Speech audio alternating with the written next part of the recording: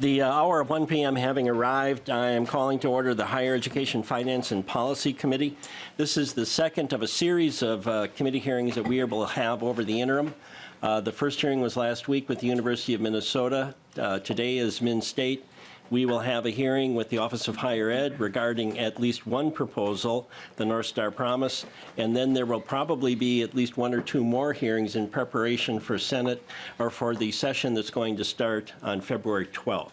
So anticipate more hearings before February 12th, and hopefully when we have our first hearing at the start of session, we will be ready to go. And with that, we have some special guests. So I'm going to recognize the chair of the trustees, Roger Moe. Welcome to the committee, and please identify yourself for the record.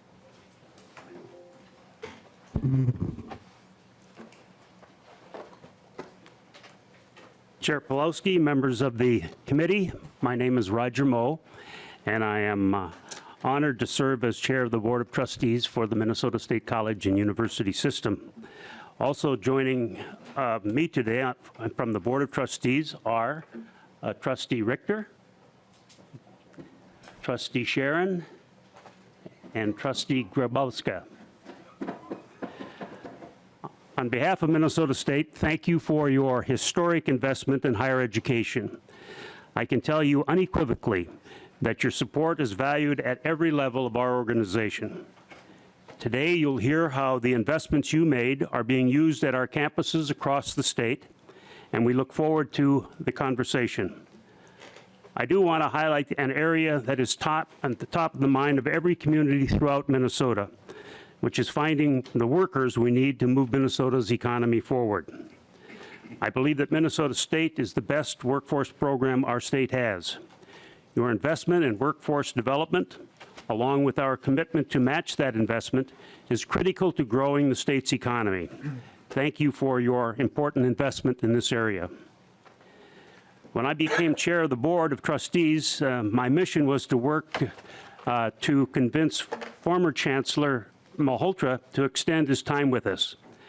As you know, I failed, but I suppose that after 40-some years in higher education, he needed a break. Sometimes transitions can be difficult, but we've been thrilled with the seamless transition of Chancellor Scott Olson leading our system. Many of you know Chancellor Olson brings great energy and is clearly campus-focused. I have a suspicion where that focus came from. In his first few weeks, Chancellor Olson has traveled to all the campuses with bonding projects in our request to learn more about each need. He's also been all over Minnesota in his first few months and recently delivered a State of the System message at a carpentry lab at Hennepin Technical College, which provided a roadmap on addressing the important issues that lie ahead. So thank you, Mr. Chairman. With your permission, I would like to turn the presentation now over to Chancellor Olson. Chair Moe, thank you, and I appreciate having the trustees here, but I think the University of Minnesota had more regents than you have trustees. So in future meetings, that's just to alert the trustees that we welcome you and we want you to pay very close attention. Mr. Chairman, that's well noted. Chancellor Olson, I think this is the first time publicly I get to identify you as Chancellor Olson, so welcome to the committee, and please identify yourself for the record. Chair Pawlowski, members of the committee, I'm Scott Olson. I'm the Chancellor of the Minnesota State System. I could go on the record now and say that I was also in favor of extending Devendra Malhotra's contract, but unfortunately that didn't work out. So thank you, all of you, members of the committee, for your service to Minnesota. Our state is what it is because you've stepped up and you've agreed to serve in the way you have, so thank you. Before I was the Chancellor of the Minnesota State Colleges and Universities System, I was the president of Winona State for 11 years. Prior to that, was the provost of Minnesota State University Mankato. Prior to that, I was a dean and a classroom instructor for many years, a professor. So I come to this job with a deep awareness of kind of how higher ed works, and I'm excited for this new chapter where I get to work with you to make Minnesota State prosper. Our partnership with you is critical for the future of Minnesota. We are the engine of Minnesota's workforce. We have 300,000 students in our system. They largely come from Minnesota. They largely stay in Minnesota. They're filling all of the critical trades and jobs and things that are so important for Minnesota's future prosperity. So we are honored to be here. I'd like to take a few minutes just to introduce a few folks who are here. You'll meet some of them a little bit later, but I wanted to note that Kat Lineker, president of Riverland College, is here. And there's Kat, and Sharon Pierce, president of Minneapolis College, is here. And I'd also like to acknowledge that Kevin Lindstrom and a multitude of our fantastic MSCF faculty are here. Kevin, there's Kevin. Kevin Lindstrom, who leads MSCF. Jenna Chernega, who maybe doesn't have multitudes of IFO, but she's got Patrick Klipschen, which is almost as good. Nicole Emerson is here, and Nicole brought some students, which is just awesome. She leads MAPE. Ed Reynoso is here from the Teamsters. There's Ed in the back. And we also have Jennifer Irwin here from AFSCME. So thank you all, labor leaders, for being here as we talk about the good things happening in Minnesota State. Chair Pawlowski, members of the committee, I want to thank you for your historic, unprecedented investment in Minnesota State's colleges and universities. This is making a huge difference, and as you'll see shortly, it's already affecting us in really positive ways. It's helping students, it's helping the state of Minnesota. Affordability for our students especially is something that's of critical importance. And by making college more affordable, you've opened the doorway to more and more students being able to participate. Vice Chancellor Bill Mackey and I will talk a little bit about the appropriation and how it's helping. And later on in the presentation, you'll hear from Paul Shepard, who leads our work in student support. You'll hear from Marwa Asif, who is our state chair of Students United. You'll hear from Julie Ogunleye, who is part of United Way 211, a really innovative thing we do in partnership with United Way.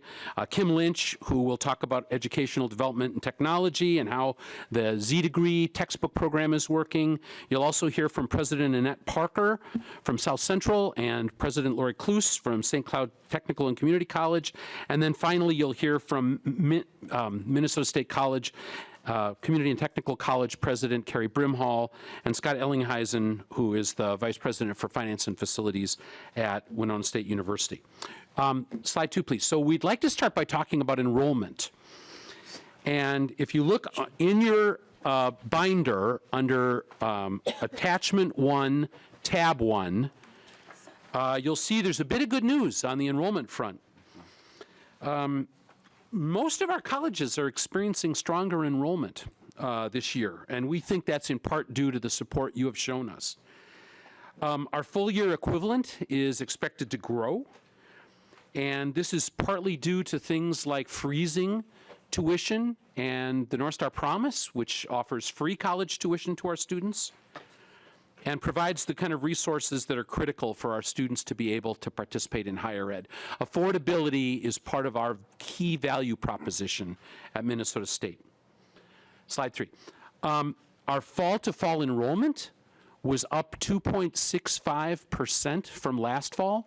That's the first time our fall enrollment has been up in 13 years. And we're up 2.65% just since last fall.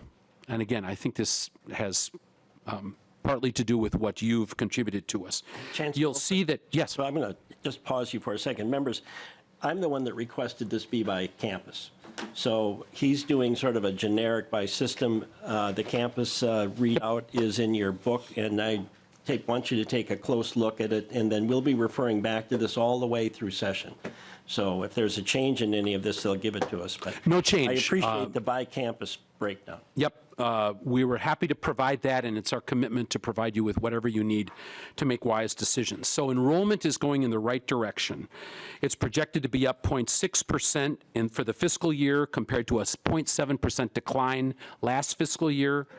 And the college enrollment has gone from a 0.6% decline to a 1.2% increase compared to last year. So things are trending in the right direction, and we think our affordability value proposition is critical for that. The North Star Promise. Freezing tuition. I can't say enough about how these have made it possible for us to offer all kinds of assistance to our students, including the Emergency Grant Program, the Minnesota American Indian Scholarship, Fostering Independence Grants, the Hunger Free Campus Grants, and many other things that help our students be successful when they attend college. Freezing tuition was a message we got out right away with that, and we're still working on the messaging around the North Star Promise, but this is well known now among our students. We haven't got quite all the details worked out. I think you'll hear a little bit more about that in the future, but that's already, the word is out that this thing stands out there. So slide 4. There you can see some of the marketing that we've done around the North Star Promise and this idea of free college tuition. We've engaged in outreach at all of the campuses to drive this affordability message out to prospective students. We appreciate the partnership of the Office of Higher Education. I imagine when they come to meet with you soon, you'll hear more about it. At both the State Fair and the National College Fair, 3,000 flyers with a QR code drawing for Minnesota State were handed out. The affordability webpage has received more than 600 visits. Actually, and to date, the ads have driven 10,000 users to minnesotastate.edu's affordability landing page. So we've got 10,000 prospective students out there looking at this. Starting September 1st, we've been advertising on Facebook, Instagram, radio, and streaming audio about free college tuition, getting the message out there. And we've also developed a marketing toolkit for all the colleges to use with customizable graphics for Facebook, Instagram, TikTok, Twitter, LinkedIn, and email and print. Additionally, October was Minnesota State Month, and that's a month where we waive all application fees, hold a lot of open houses. I'm happy to tell you that system-wide we've had a 13% increase in applications this October over last October, a year ago. So a 13% increase in applications, and last year it was actually a 9% increase over the year before.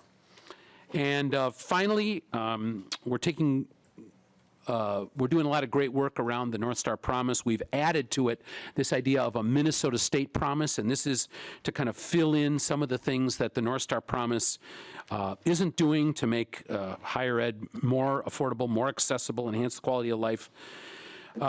With the legislature's help, you can see on this slide what that promise to students is, what we're promising. In addition to affordability, we provide wraparound support to meet student basic needs, flexibility to meet student schedules, and extraordinary academic programs taught by a caring and engaged faculty. Chancellor Olson, Representative Wogelman has a question.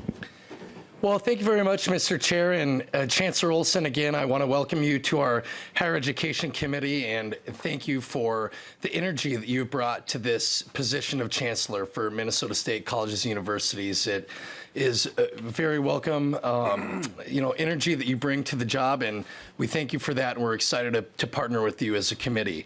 My question, Mr. Chair and Chancellor Olson, is about, you mentioning the outreach and the information that's being spread. Appreciate those efforts at the State Fair and on social media that you've just shared. Can you talk to me at all about what, if anything, is being done to partner directly with the high school institutions? Is there any work being done? I know in my kid's school, the guidance counselors are kind of a big driver in helping students connect and find the right college opportunities that are available for them and provide that information. Has there been any outreach at the high school level to engage that level of operation to make sure that our high schools are partnering with us to educate the students in their classrooms on all the opportunities that are available with them through the North Star Promise Act? Chancellor Olson. Chair Pawlowski, Representative Wolgamott, thank you for that question. There's lots of partnership going on with our K-12 schools. We do lots of things with them. We're the primary source of college in the schools and PSEO, as you know. And we'll be hearing shortly from a few presidents who will be coming up to this table and could talk maybe, if time allows, on the kind of things they're doing in partnering with the schools in their area. But that's critical. And most of our future students are coming right out of K-12. We have lots of adult learners too, but the majority of them do come out of K-12, so we have to be in that space. Thank you for the question. But if, with your permission, Chair Pulowski, I'd like to turn it over now to our Vice President, Bill Mackey, to go over some financial details that support this story. Vice Chancellor Mackey, welcome to the committee, and please identify yourself for the record. Thank you. Bill Mackey, Vice Chancellor for Finance and Facilities. Chair Pulowski, members, Chancellor Olson has articulated the strong benefit of a tuition freeze to our students as well as our prospective students. I want to talk a little bit about how the funding makes its way to the individual colleges and universities. I think as the committee knows, the colleges and universities rely significantly on tuition revenue to support the institution's academic programs and services. The tuition freeze funding supported and was in lieu of a 3.5% proposed tuition increase for undergraduate students for the 2023-2024 and 2024-2025 academic years. Essentially, tuition for undergraduates is frozen at the 2022-2023 academic year rates. Attachment 2 in your binder shows the distribution by college and university. And it's simply distributed based on the individual colleges and universities' enrollment that pays undergraduate tuition and related to their individual tuition rates. Vice Chancellor Mackey, on that attachment too, does this include only state revenue, or does it include any private revenue? Because there are at least 2 of the campuses here that have significant contributions from private sources to address tuition. And that goes to Representative Wogelmann's question, where they're focusing specifically on the high schools in the area and providing either free tuition or very low tuition to graduates of those high schools. Chair Pulowski, the spreadsheet in attachment 2 focuses solely on the funding that we've received from the state to support tuition freezes. The funding for local programs that relate to supporting free tuition and fees for some students is accounted for in a different manner and at the local basis.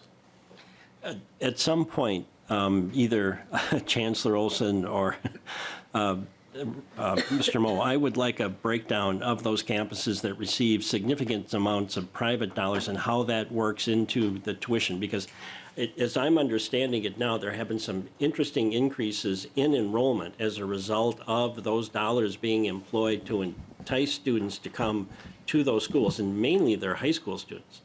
Chancellor Olson. Chair Pulowski, would it be right to assume that you're talking about Pine Tech? Yep. You're talking about Riverland, and and of course Winona. Exactly. The Minnesota State College Southeast. Right. Yes, I think we can get you a breakdown of how that's affecting it. And for folks who maybe aren't familiar, groups of local philanthropists in those 3 areas banded together so that graduates of high schools in those areas can go to college without any tuition cost whatsoever. Kind of an innovative thing that we've seen in other states. But those 3, Pine, Minnesota State College Southeast, and Riverland, have a deal like that, and we can get some information for you on that. Chancellor Olson, this is an anticipation, I think, of the impact of North Star Promise, that we're going to see a similar type of impact when North Star Promise goes into effect next fall. So thank you.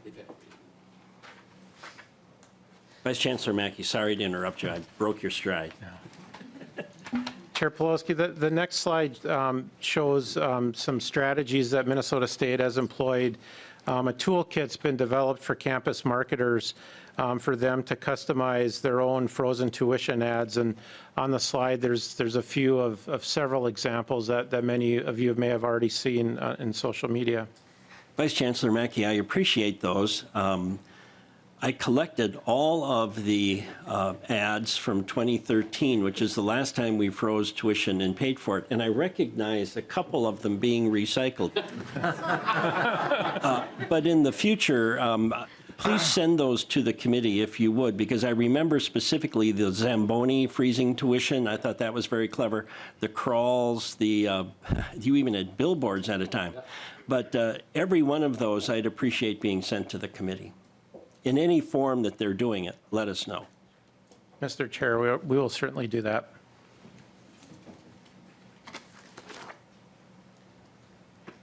Shifting gears a bit, this is a breakdown of the $292.9 million that was in the biennial budget from the 23 session. And Minnesota State had three intersecting unranked priorities in its biennial budget request. The first one was system stabilization of $125 million, and the first line shows that system stabilization was funded at $128 million over the biennium, just slightly over the $125 million requested. In addition, there was $50 million for one-time operational support. And near the end of our presentation, we'll break down the investments of those funds. Secondly, and moving more to the middle where it says advanced technology facilities and industry sector development, part of our request was $100 million for workforce and economic development, and we were fortunate to receive $27 million over the biennium, $6.75 million in each year of the two components. And two of our presidents will talk more about that coming up, of investments made in those areas. The student support area, we had a tuition freeze as a portion of it, and we referred to that. That was $75 million of our $125 million request.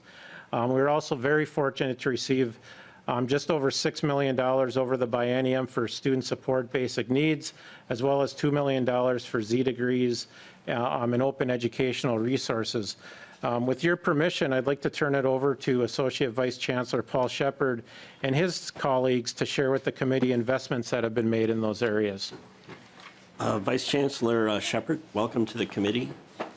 And all right. And I believe you're going to have some people with you, but if you can lead off by identifying yourself, and then the others, as they testify, if they could also identify who they are for the committee. So we've got, okay.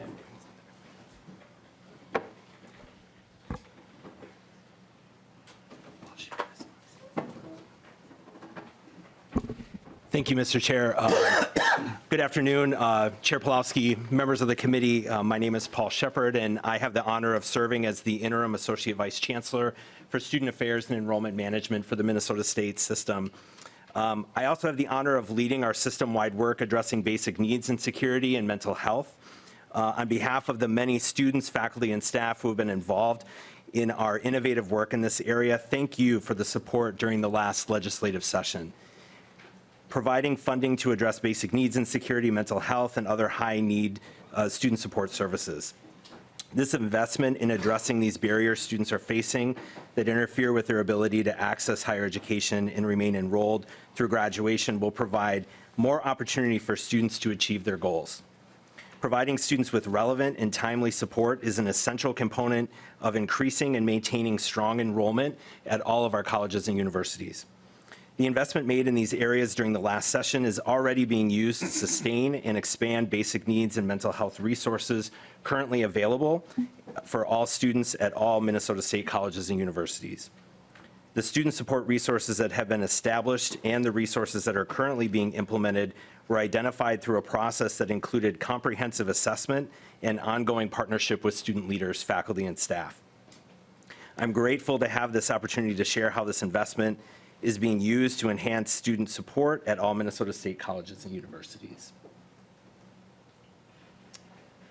Oh, I think I went to the previous slide. My apologies. Yeah. The hallmark resource established through the legislative investment in Minnesota State is Minnesota State's partnership with the United Way 211 program to establish a centralized basic needs resource hub. The resource hub was launched in the fall of 2022 and provides all students at all colleges and universities with access to basic needs and mental health resources available on their campus and in their community via phone or text message 24 hours a day and 7 days a week. This innovative partnership is the first of its kind in the United States and has been identified as a national model for how systems of higher education can partner with community organizations to enhance support for students. In the first year of our partnership, over 1,200 students contacted the Resource Hub. Minnesota State's contract with United Way is approximately $450,000 annually,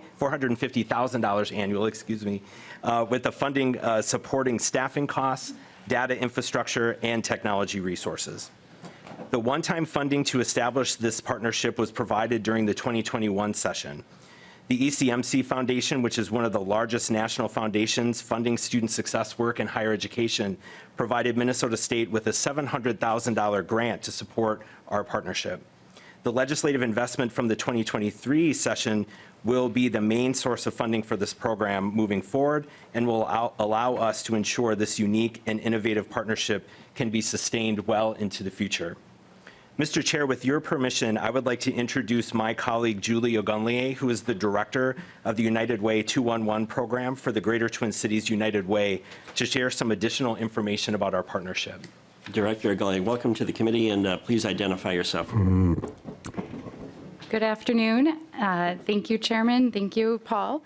My name is Julie Ogunleye, and I am the director of 211 and 988 at Greater Twin Cities United Way. I appreciate this opportunity to be here with you this afternoon to share more about the partnership between Minnesota State and United Way 211, which is our statewide community resource helpline. Greater Twin Cities United Way has a vision for a region where all can thrive regardless of their income, their place, or race, and we help address challenges that no one else can solve alone. Our partnership with Minnesota State exemplifies this essential work, and we're honored to support the students of Minnesota State colleges and universities throughout their educational journeys. Because of your investment in this partnership, students across the state system can text or call 211 anytime, 24/7, to find programs and services that may be able to assist in meeting their basic needs.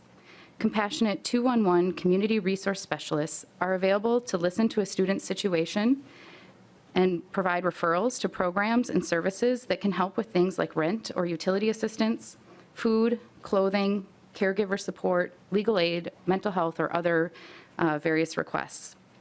Through this partnership, 211 has access to information about programs and services that are available on each campus. And combined with our database of thousands of local and state and national resources, we offer students a variety of options that may be available to help them address some of the life's challenges that can impact their studies and interrupt their progress toward educational goals. Most often, we find that students are reaching out for financial help, whether it be for rent or utilities, maybe a car repair or other bills that come up. In many cases, we're connecting them with local county emergency assistance programs or nonprofit programs that might be able to help given their situation. And through this collaboration, we also make sure that they know about any student financial resources that might be available as a student because they're a student of a Minnesota State campus. In one case, a student originally connected with somebody on campus and for help paying an overdue dental bill. But this wasn't something that the campus typically covers or would be able to help with. And so they encouraged the student to reach out to 211. We were able to connect him with some programs that help with dental bills specifically. And in this way, 211 can really complement the existing student supports and extends the capacity of the staff on campus that are already assisting students to really be that additional source of information. And as I talk to my colleagues across the country that work within 211s across different states, this partnership stands out as a collaboration between higher education and a 211 helpline that really is innovative across our country. We're proud of this work and this collaboration and look forward to building upon the foundation that we've established this first year. In closing, I'd like to share a quote from a Minnesota State student who's contacted 211. She said, "I've raised 4 kids on my own and never have accessed services. I reached out because I'm in transition and really struggling until I get my new job started. It was a very hard phone call to make, but the lady made me feel valuable, and I'm thankful for her." 211 is thankful that we can be there for students when they reach out, and we're thankful for the team at Minnesota State across dozens of campuses, the team who's working hard every day on behalf of students. And thank you to this committee for the legislative funding and support that makes these collective efforts possible. And together, we can ensure all Minnesota students have the opportunity to thrive and meet their basic needs better than any one of us could do alone. Representative Knorr, I think you have a question. Thank you, Mr. Chair. I've got two questions. I don't know who will answer those two. The first one is, if a student has got mental health crisis and they need residential treatment, whether it's temporary or long-term, who do they go to? Or do we have a resource to make sure that we can take care of that student while they're still attending their classes? The second one, Mr. Chair, that I wanted to inquire is, we have Minnesota healthcare programs that pay for some of the services. And knowing that so many people have not even applied or others are going to lose their eligibility, how are you helping them to make sure that they don't lose their coverage for Minnesota healthcare programs? Vice Chancellor Shepard, you want to handle that, or give us the person that we can't get the answer? Sure, I'll do my best, Mr. Chair, and Representative Noor, and certainly if my colleague Julie has any thoughts to share, with your permission, would love to provide her with that opportunity. At each of our campuses, students that would require some level of care would have an individual that they would be able to reach out to learn more about that student's situation and what needs they may have, and what resources are available to help meet those needs. I think the powerful nature of our partnership with 211 is, if those resources maybe didn't exist on a particular campus, we could reach out to 211 and get more detailed information about what would be available within that particular community that could serve as a resource referral to help that student get the resources that they need. Representative Noor. I think, Mr. Chair, we'll have to have more conversation about students' mental health. I think there's a need to have seamless transition for students, knowing that they'll be cared for within the institution and finding a pathway for them to get the care that they need. That has been a major discussion, and we haven't found an easy way or easy path, but there are many options that are available that we can make sure that the higher education is utilizing those resources. We have got Minnesota healthcare programs that pay for those services, and I hope we can come up with a plan to address the student mental health needs.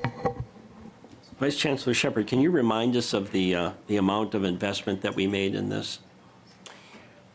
Sure, Mr. Chair, the annual contract we have with United Way 211 is approximately $450,000. Okay, thank you. Proceed. I'm not sure who you have next here. Oh, it's back to me, Mr. Chair. All right. So if you'll allow. Vice Chancellor Shepard. Thank you so much. Minnesota State has allocated $2 million of the legislative investment from the previous session to support campus-specific initiatives to address basic needs and security, mental health, and other high-need student support services. Each college and university received a portion of the $2 million based upon an established allocation formula used within Minnesota State to support student success and equity-focused initiatives. College and university leaders provided information about what they plan to use their portion of the funding to support, and shared plans for how they have established to measure the impact of the initiatives they plan to pursue. 23 of 33 colleges and universities of Minnesota State received their portion of the funding early this month, and the remaining 10 colleges and universities will receive their funding within the next week or so. The most common initiatives colleges and universities are implementing with this funding are expanding mental health services, increasing the available funding for student emergency grants, enhancing campus food pantries, increased support for transportation, housing, and technology insecurity, resources for students who are also parents, and addressing mental health and suicide prevention training. Programs. In the coming months, we plan to work with campus leaders to gather data regarding the impact of these initiatives and identify future opportunities to utilize this investment to further scale effective campus practices. The legislative investment to address basic needs and security, mental health, and other high-need student support services provides a unique opportunity as well to invest in resources that are accessible to all students at all colleges and universities. Similar to our partnership with United Way 211, resources available to all students at all colleges and universities provide a continuity of services that students can depend upon as they take classes at different colleges and universities or transfer between our colleges and universities. These system-wide solutions provide the opportunity to leverage the collective strength of the system to enhance resources and support in areas that have been identified by students as high need and most frequently interfere with student success. Enhancing mental health support is the most frequently cited need among students and faculty and staff at our colleges and universities. Research has suggested concerns related to mental health are the most common reason students leave their college or university experience before graduation. The legislative investment provides Minnesota State the opportunity to think creatively about ways we can comprehensively enhance support for student mental health. Minnesota State has launched a comprehensive process involving a wide range of students, faculty, and staff to identify a supplemental clinical mental health support solution that will provide students with access to clinical therapy, peer support, and ongoing training in personal well-being and resilience. There are a number of exciting technologies in the marketplace that provide this type of functionality in one comprehensive solution. This technology will certainly never replace the outstanding work of faculty and staff at our colleges that assist students every day in addressing needs, but can provide needed supplemental and additional resources that will be helpful to students and accessible 24 hours a day and 7 days a week. This resource has the potential to be costly. Some technology vendors are quoting anywhere from between $1 million and $2 million in annual contracts, but we feel confident that this is a wise investment to address the most prevalent needs cited by our students. The request for proposals process for the solution has just begun, so we don't have many specific details about cost, but our goal is to implement a comprehensive solution by the fall of 2024. Another example of a system-wide solution to address a shared need is technology to support the distribution of emergency grant funding. We know from our work with students that there are situations that emerge unexpectedly that interfere with a student's ability to remain enrolled at our colleges or universities. An unexpected car repair, a housing challenge, increased utility bill are just some examples of needs students have that can be helped through emergency grant funding. The legislative investment from last session included an appropriation to the Office of Higher Education for emergency grant funding to support students. And Minnesota State is thankful to receive a portion of those funds to support the availability of emergency grant opportunities at all of our colleges and universities. Minnesota State is in contract negotiations with a technology vendor that specializes in the management and distribution of emergency grant funding for college students. This contract may be approximately $150,000 to $200,000 annually. The technology will allow students to complete a simple application via an app on their phone and then provide campus staff administering the program functionality to manage and approve applications. This technology also facilitates the distribution of the funds in a timely fashion and provides data analytics helpful in understanding the evolving needs of students. The supplemental mental health clinical support solution and the emergency grant management technology are just two examples of new initiatives that would not be possible without the investment from the legislature in addressing basic needs, mental health, and other high needs student support services. And Mr. Chair, with your permission, I would love to introduce Students United State Chair Marwa Asif to share a student perspective on the importance of our work in this area. Vice Chancellor Shepard, I'm going to stop you for a second. Sure. I think in the future, and this goes to Chair Moe and to Chancellor Olson, I think we're going to have a printout of these slides given to the committee. Or we're going to access your technology grant and upgrade ours. Because ours are really poor, as you can see. I can't read that at all. I can barely read this one on either side of me. So I think next time, and again, this is our trial runs, let's have those slides in the three-ring binder also. Mr. Chair, Representative Noor. I think in 2 years you'll be seeing a different technology coming soon.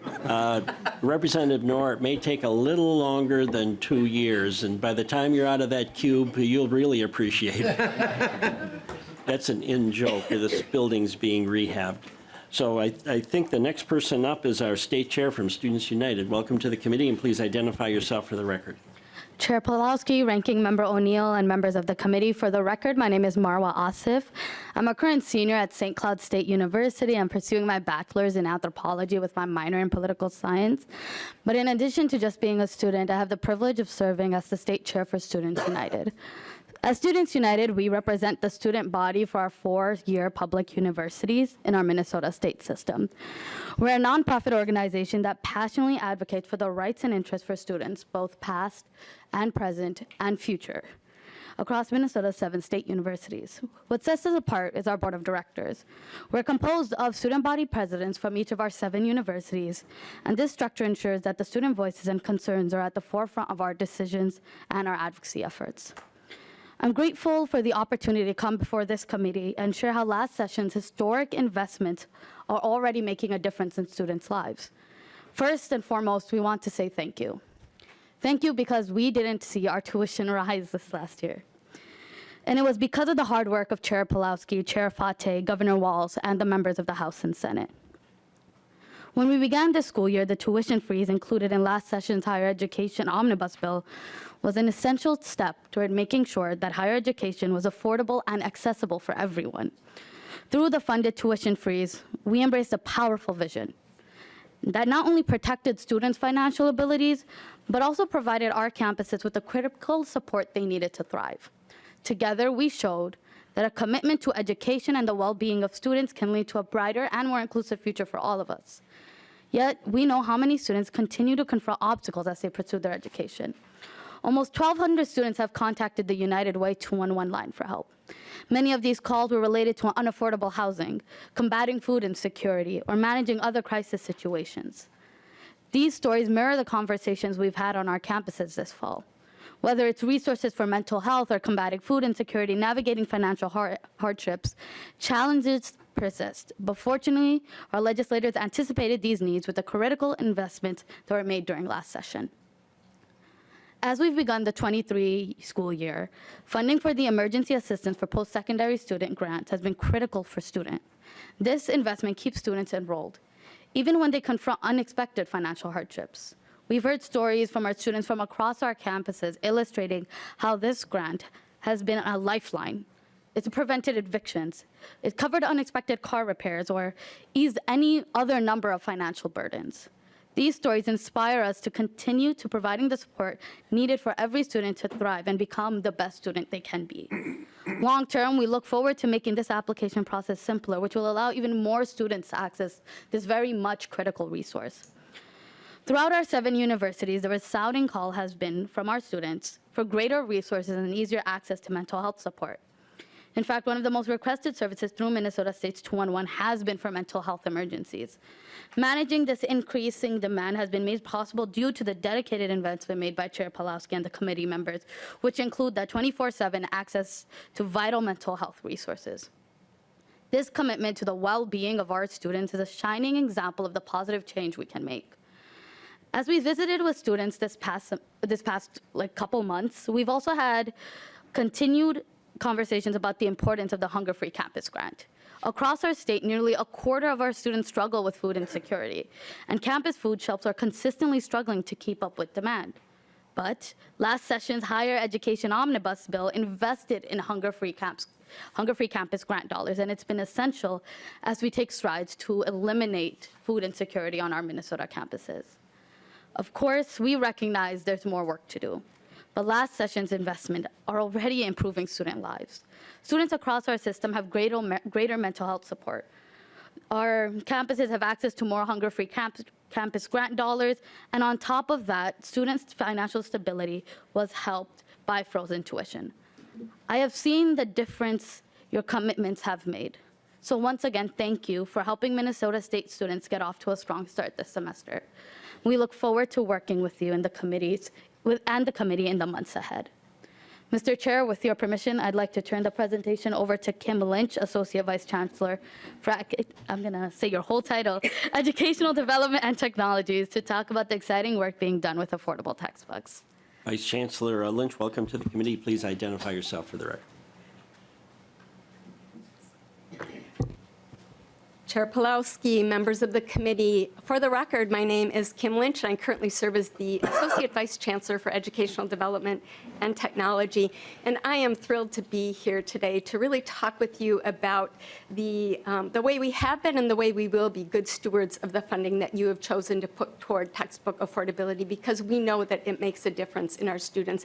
Paired with some of this other work with tuition freeze, with tuition support, this can really be another sort of piece piece in that way that we make it affordable for our students to succeed and to be successful. So a little bit of a reminder, we were really thrilled this past term that the legislature provided $1 million in one-time funds, in addition to $50,000 that's in the base budget. And we really put that towards specifically making a difference in out-of-pocket costs for our students, making the textbooks more affordable, making course resources more affordable.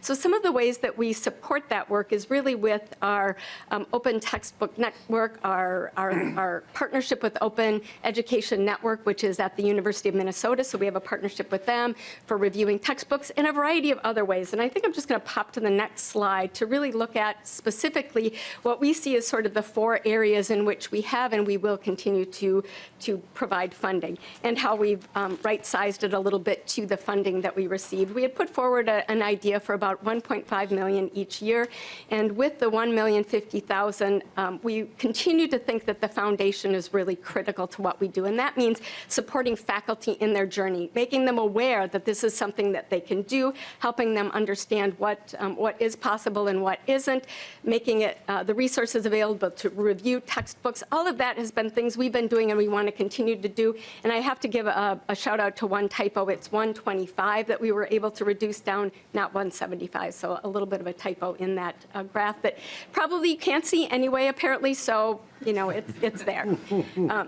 The second pillar that we are investing newly in and have done a little bit is in library resources. One thing we found through this journey is that there are just some areas where people can't use open educational resources. I'll give you a good example. If I'm a faculty teaching literature and I want to use The Bluest Eye by Toni Morrison, I can't get that as an open educational resource because that's something that is current and is a resource that just isn't available in that same way. I might be able to use the methodology piece that's open resource, but I can't get to a full zero textbook cost approach. So we're looking at how our libraries can provide e-platforms across the system to fill in some of those gaps, as well as we have an OER librarian who will also work with our faculty to find the resources that really are high quality and do what they want them to do. So that's the second pillar.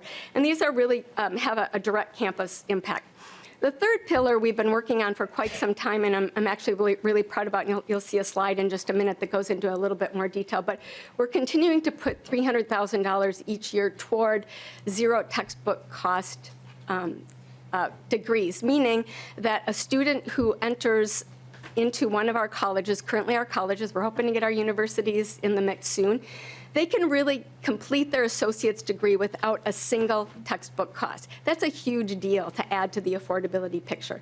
The last piece that I want to talk about is the zero textbook cost transfer pathway. Some of you, I think, have been very eager to see what we're doing in that area of transfer. Well, we thought, let's apply these resources to that work as well and say, let's bring our faculty from the universities and college together around the core courses in a transfer pathway, develop the materials that they can use for that, and that way students from across the system, no matter where they start, what college they start, what university they end in, they can access those zero cost resources. So a little bit more on a couple of those that I mentioned, just because I can't help sort of share with you how your investment has made a difference. We've really returned $6 per student for every dollar that you have invested over the last 6 years 4 years, and then the 2 that we're currently in. For Z degrees, we currently have 10 colleges that have those zero textbook cost degrees starting this fall. We were up to 10. And we have a whole bunch more, including 3 universities, who are looking to explore that possibility. So this is a growing movement that we really think will make a huge difference in affordability overall. A little bit more about that, because it's both affordability, but it's also equity. When we look at the number of registrants, because we were able to pull that data by having that in our course markings feature, we were able to find that of the, again, a savings, which is awesome to see, almost $6.5 million. But in addition to that, as you may know, we have this effort called Equity 2030, and one of those things is really to eliminate the opportunity gap. Well, for this particular initiative, zero textbook cost degrees at our colleges, our students of color, our Pell-eligible students, our first-generation students have accessed these zero-cost materials equal or more than are students that don't fit those categories. So we're really making an impact on Equity 2030 just through this one initiative. And it's great to have that data to show that we're not just doing some things that make it more affordable, but we're also having an impact where we're looking to have an impact. The last piece that I wanted to share is really about this next level, what we're doing next, where we're going next, and that's with Z-degree transfer pathways and how we bring together all of what we've learned, what we've done over the past many years in this work to do this next big lift, because it will be a big lift. But we've learned through that OER development, we've learned through faculty learning communities that address culturally responsive teaching. We've learned through a federal grant that we received to work in teacher education. We are almost to the finish line in developing affordable course materials, really free course materials for teacher education courses in 6 areas. So we're really looking at, well, how do we bring that all together to do what we need to do to get zero textbook cost transfer pathways? And these are the pieces that really make it happen and what we've learned through this work. One, good project management, get the people together, give them what they need to do it. Support faculty. We bring faculty together for their content expertise, but we also want to give them things like instructional design, those library resources I meant, the technical and technological support to do the work that they need to do to get those resources ready. We're providing equity coaching so that those materials are culturally relevant, and when they're reviewed by our equity coaches, they're giving faculty ideas about how to invite all students into the materials that they're developing so that they feel like they belong and they're welcome in it. And then we're offering publishing and editing resources, peer reviews, and evaluation. So once these materials are created, it won't just be those who created them, but we will have a cadre of folks who teach in those disciplines to take a look and to evaluate them to help them understand, you know, this is really good stuff. These are good materials. And the last thing I will note about this is that we're not just doing textbooks. We started with textbooks, but these resources are full course materials. So what we developed in teacher education, what we will develop in transfer pathways are interactive materials because they want a great experience, accessible materials for all students, culturally responsive materials, and of course, affordable materials. So that's our next big work. Thank you to the funding that you have been able to provide for us to continue what we've been doing. And I think with that, I have the honor of introducing the next team at the table, which is 2 of our presidents and, again, Vice Chancellor Mackey, to talk about how funding for workforce development is being used. Before you stop, Representative Hansen has a question. Representative Hansen. Thank you, Chair, and thank you all for being here today. I have a really quick question about student supports. We know that students are going to come to various professors they trust or staff that they trust to seek that support. My specific question is about faculty counselors. And what does your ratio look like for that? Is there things that you need from the legislature to further support that? We know that having on-campus support is arguably the most important. I authored the 988 bill last year, so I'm also very well aware of the importance of having a call line of local people who can help. But having that on-campus support is also important for cultural inclusion, making sure we have LGBTQ inclusion as well. So if you don't have that information now, I'm happy to take that as a follow-up, but I am really curious about the ratios on each campus of faculty counselors to students. Vice Chancellor Shepard. Mr. Chair, Representative Hansen, we can certainly provide you with more detailed information. I would say that faculty counselors are essential sources of support for students. There are varying models that exist at different colleges and universities in terms of what that specific student support looks like, but we could get a more detailed breakdown and specific data for you as a follow-up. Thank you. I'm just going to fix it. Representative Vang. Thank you, Mr. Chair. I just have a question. I want to go back a little bit to the 2-on-1 partnership. Perhaps this is for you, Director Julie. Because since in my other job, I already have some idea how 2-on-1 works. I see it as a one-stop resource for anybody or anyone can call if they ever need have any questions about where they can find resources. So I'm wondering how this funding, what does it exactly pay for? Because I'm assuming before this partnership, students can already call 2-on-1. So I'm looking at, are you guys paying for additional staffing for the expected volume increase, for example, or things like that? Can you be a little bit more specific? Yes. Thank you, Chairman and Representative Vang. We are a 24/7 helpline, so we are available to the general public. In this partnership, really, the added benefits are certainly additional staff support for additional call volume, additional capacity to support students, and then really to help manage the resources that are available on campuses. So we have more specific details. We didn't necessarily track a campus food shelf because from our general, work in the community, it's not available to the public. You wouldn't just walk in if you weren't a student. So these are additional 250 different resources across the different campuses that we're managing those resources on a regular basis to make sure that they're up to date for students who reach out, as well as technology through our texting platform to make a really easy transaction for students who would prefer often to reach out through text. So some technology as well. But staffing costs are our primary cost. Representative Vang, is that finished? All right. Then I proceed.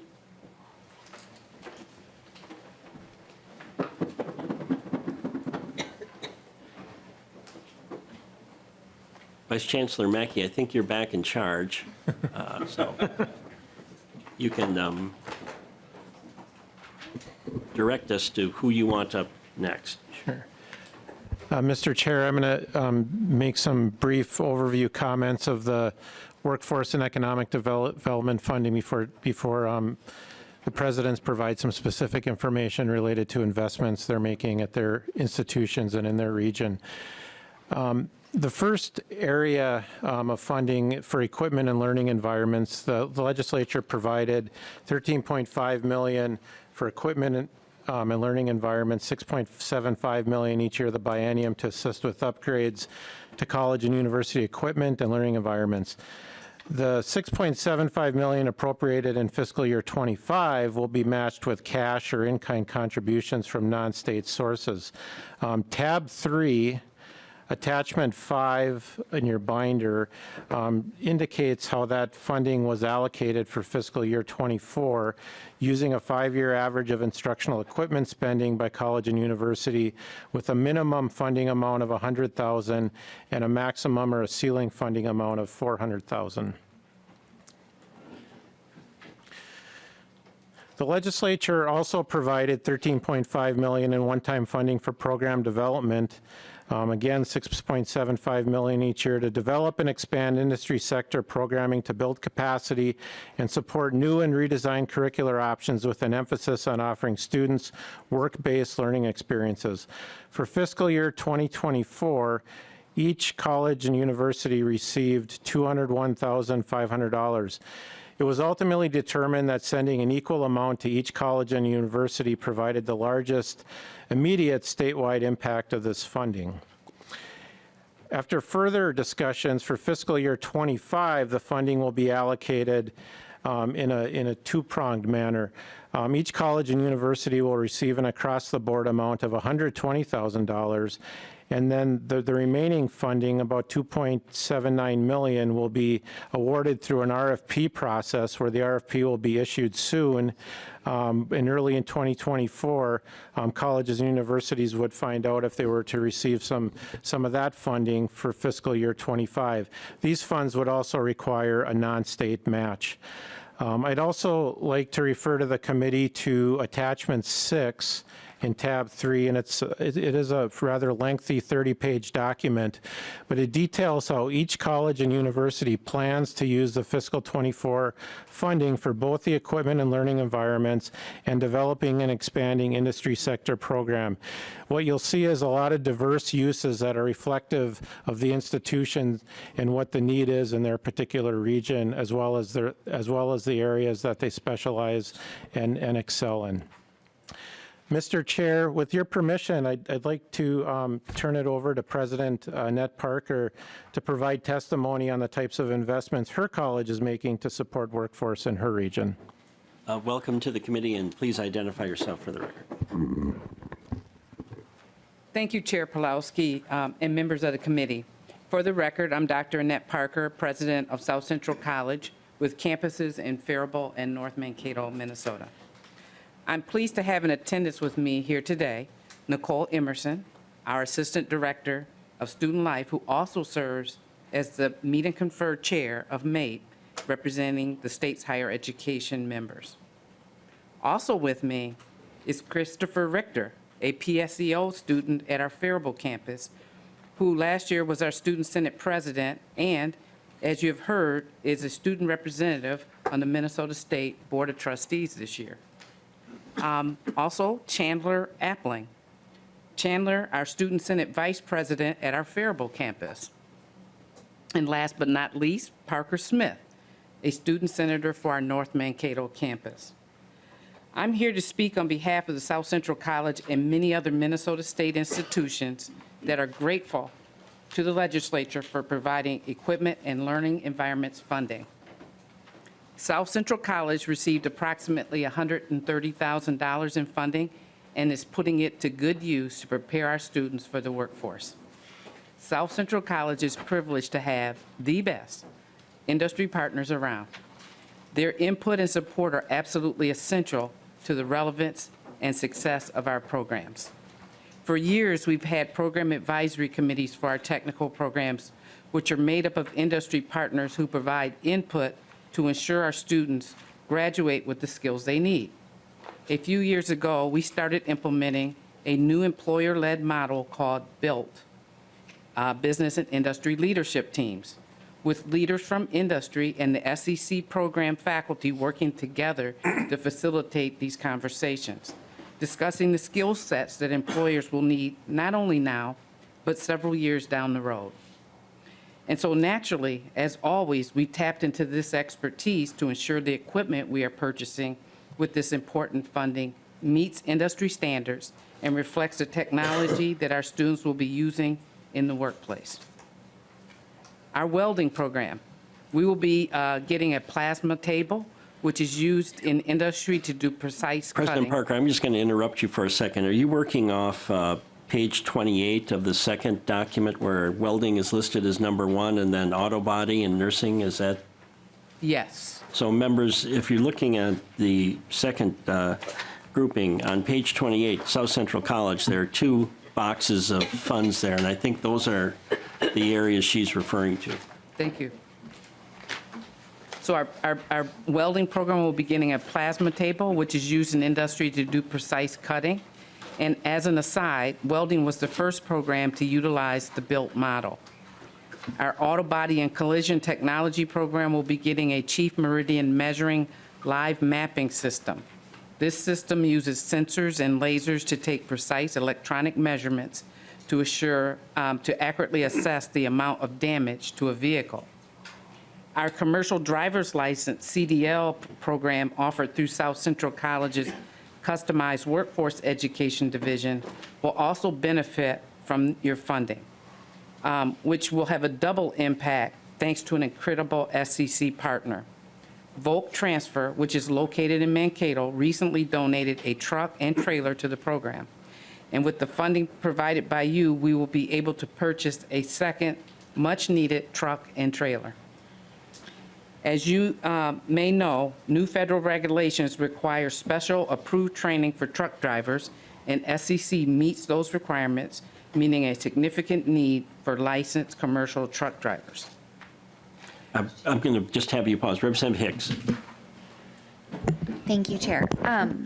I'm overwhelmed by all of the wonderful workforce funding information in here, but I do have a question on page 7. Under Hennepin Technical College, there's an upgrade to the fire protection program. I was informed after session ended that Hennepin Tech is now the only fire program in the MnSCU system. Is that correct? And is that the only upgrade to train our future firefighters in the entire state? Just $100,000? Vice Chancellor Mackey, you may need help on that one. Vice Chancellor Mackey. Chair Pawlowski, Representative Hicks, I think we're going to have to follow up and get back to you on that one. Okay. Thank so you. For some context, I was informed after session ended that Riverland's fire program, Fire Tech Associate program closed, and that Hennepin was the only program. And so given that it's now the only one in the entire state, I was sort of hopeful that we'd have a little bit more investment there. So thank you for following up. That would be great. President Parker. Okay, so another high-need occupation, of course, is nursing. The equipment and learning environments funding you provided, coupled with a generous donation grant from the Bosch Automotive Services Solutions in Owatonna, will enable us to purchase a high-fidelity junior mannequin with a darker skin tone that reflects the diverse demographic makeup of our communities. The mannequin will be used at both our Faribault and North Mankato campuses. Like other high-fidelity mannequins, this junior mannequin will be operated by one of our faculty members from a sophisticated control center to simulate real-life health conditions students will face in work. These mannequins are used in the clinical simulations that our students go through that are as close to the real thing as can be. They are intense, they are real, and they provide invaluable experiences. I, for one, feel incredibly grateful that my friends, loved ones, and maybe even me someday will be taken care of by nurses who have had this valuable hands-on exposure prior to formally starting their careers. Finally, thanks to our college's foundation work with our generous industry partners, we have already secured nearly the entire required matching amount for fiscal year '25. Again, I want to thank you for this funding, which will benefit our future workers and all of the companies and communities they serve. President Parker, I would encourage you in the system, and they know they've heard this before, to make sure that when session starts on February 12th, we have a detailed breakdown, even more than what we've got now, of exactly how this was invested. I'm not promising anyone any supplemental bills. I said it at the last meeting, and I'm going to continue to say it. But if the opportunity arises, it's more than likely it would be one-time money. And one-time money, as you know, has to go in certain places. It can't go for ongoing. So I appreciate that, and hopefully we'll have even more detail when session starts on February 12th. Thank you. And next. Thank you, Chair Pawlowski, members of the committee. My name is Lori Cluse, and I'm the president at St. Cloud Technical and Community College. And my testimony today is going to focus on really one part of the funding that we've received and how we're investing that. And it's actually a work in progress. So it's a story that I'm going to share a little bit of what we're doing. We are really excited about collaboration taking place between St. Cloud Technical and Community College and aviation industry partners. I would like to take the opportunity. I'm going to pause you 1 minute and direct members to page 26. And I think the breakdown of that funding is St. Cloud Technical and Community College. You just started with aviation, so if members would go to that. So proceed. Thank you, Chair Pawlowski. So I'd like to take the opportunity to recognize in the audience Jeff Davidman. Jeff is the Vice President of State and Local Government Affairs for Delta Airlines. And Patty Gartland. Patty serves as on the Metropolitan Airports Commission. She's also a recent retiree as the president of the Greater St. Cloud Development Corporation. Both Jeff and Patty have been instrumental in ongoing discussions to stand up an aviation mechanics program at St. Cloud Technical and Community College. Other representatives involved in these discussions include representatives from Sun Country, Cirrus, the St. Cloud Regional Airport, Greater St. Cloud Development Corporation, and our sister institutions Lake Superior College and Minneapolis College.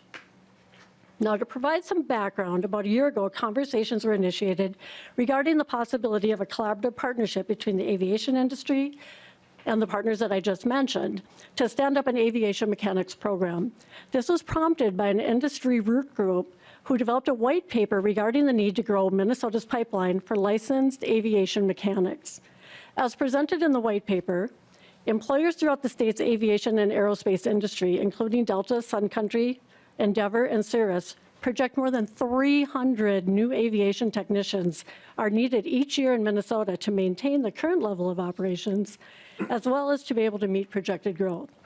These positions are not just jobs, they're sustainable careers. And in fact, an aviation mechanic can make over $100,000 per year plus benefits after being in the position for 5 years. This is a critical workforce development issue for the aviation industry in Minnesota.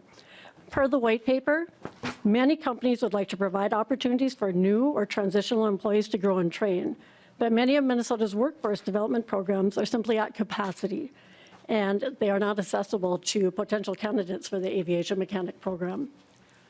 This has led aerospace and aviation employers to move or to explore moving jobs out of Minnesota to other states due to the inability to find talent in Minnesota or to attract talent to move to Minnesota. This is not only an issue for the commercial aviation sector, but it also impacts the Minnesota's Air National Guard to support its fleet, and it impacts the ability to attract aviation mechanic instructors and FAA licensed examiners who oversee final licensing exams for those students completing their aviation mechanic coursework. One of the proposed solutions to address this critical workforce need was to expand training capacity by establishing additional aviation mechanic programs at Minnesota State's technical and community colleges. Now, this requires a significant investment, and it is a complex endeavor, but what spurred the conversation and moved the initiative forward for the collaborative partnership at St. Cloud Technical and Community College was the investment and the support of legislative funding to develop and expand industry sector programming. The opportunity to leverage the state's investment through collaborative public-private partnerships for expansion of access to aviation mechanics programs and addressing a critical workforce need aligns well with continued partnerships between Minnesota's aviation industry partners, the St. Cloud Regional Airport, Greater St. Cloud Development Corporation, and St. Cloud Technical and Community College. In fact, Delta Airlines has invited us to join them on a tour of high schools and colleges on the south side of Chicago. They have been successful in providing school-to-work pipeline strategies, and next Monday, we'll be joining Delta Airline representatives and doing a tour of 4 different high schools and colleges who have successfully stood up these programs. We'll be looking at their programs, their resources, and their curriculum for students who want to earn the aviation mechanics license. It's your investment in our Minnesota State colleges and universities to develop and expand industry sector programming that is providing the means for us to participate in this exploration and continued collaboration. It's also exciting to note that Senator Klobuchar has also recognized this work. She's aware of the work that's taking place in our collaboration, and there is a possibility of looking at some type of federal support through the FAA Reauthorization Act. These types of investment opportunities are key to our economic development and vitality for our region and our state. The workforce and economic development funding is exactly that kind of investment that we need. It provides an opportunity to develop and expand industry sector programming to build capacity and to support new and redesigned curricular options with an emphasis on offering students work-based learning experiences. It provides our citizens with opportunities to gain skills that allow them the ability to enter our workforce and make sustainable wages so that they can equitably participate in our economy, our society, and our democracy. And while standing up an aviation mechanics program is a heavy lift, and we're still in the collaboration process to get this off the ground, no pun intended, your investment has driven the continued partnerships and conversation to get this in flight. Thank you so much. And with that, I would like permission to invite President Carrie Brumhall from Minnesota State Community and Technical College and Vice President Scott Ellinghuisen from Winona State University to come up and provide testimony. Representative Wolgamott has a question. Oh, sure. Well, thank you very much, Mr. Chair, and thank you so much, Madam President. Welcome back to the Higher Education Committee. Thank you for being here and for all you do for the faculty and students at St. Cloud Technical Community College. I just want to share how excited I am about this aviation mechanics program coming to our region in St. Cloud. And I want to take the opportunity to be clear for the record that when we put forward this investment in industry sector programming, this project that you just described, Madam President, embodies the legislative intent of what I was hoping these dollars would go towards. The economic development, the contributions to the aviation industry that is vital for our way of life in Minnesota, and the need. You said there were 300, we need 300 new mechanics per year to meet need and demand, or else we'll fall back. This project absolutely embodies the legislative intent behind the investments in industry sector programming. You have built an incredible coalition of having a campus that's ready to go on this, having our private sector partners who are here with us today and who have been part of this collaboration. This is an excellent use that embodies the legislative intent of these dollars. And you have my full support with this project. Continue to stay in touch of what we can do as a committee to support these efforts. And then I would just request that you had mentioned the white paper that was put forward by the industry. Madam President, if you could please get that to myself and other members of the committee so that we can be fully educated on the potential for this program. Again, thank you for for your work and for our partners who are here today with us on this work. And I'm looking forward to working with you and collaborating and making sure we can get this off the ground. Chair Pawlowski, Representative Wolgamott, thank you so much for your support, and we'll absolutely get you that white paper, and we really, truly appreciate the support and the help in making this happen. Well, thank you, Madam President, and thank you, Mr. Thank you, Chair. Representative Bowman. And I believe you've introduced the next two who are coming up, I think.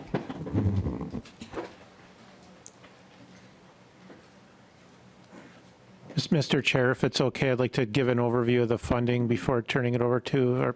I was hoping you would, Vice Chancellor Mackey. Go ahead. Thank you, Mr. Chair.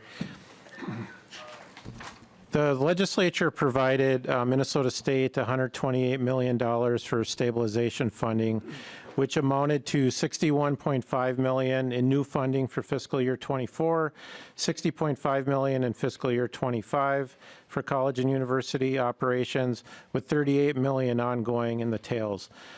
This amount was added to the base level funding and state funding and allocated to colleges and universities using the systems allocation model for general operating funds. In your binder, in tab 4, attachment 7, shows the breakdown of the changes by institution for the $61.5 million in new stabilization funds for fiscal year '24.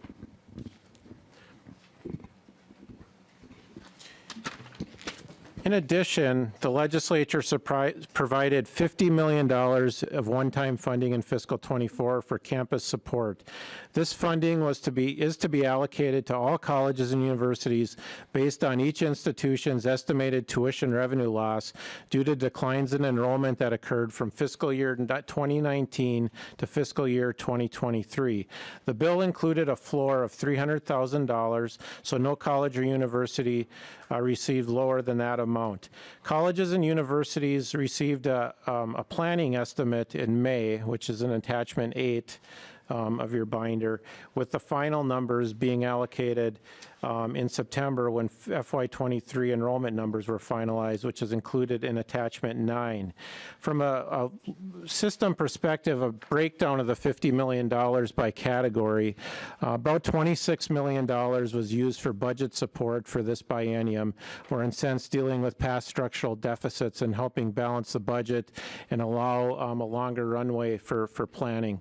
$6.3 million was used for student success or strategic enrollment investments, $6.7 million for facilities and technology investments, $4.4 million for early retirement incentives, and $4.2 million for academic program investments.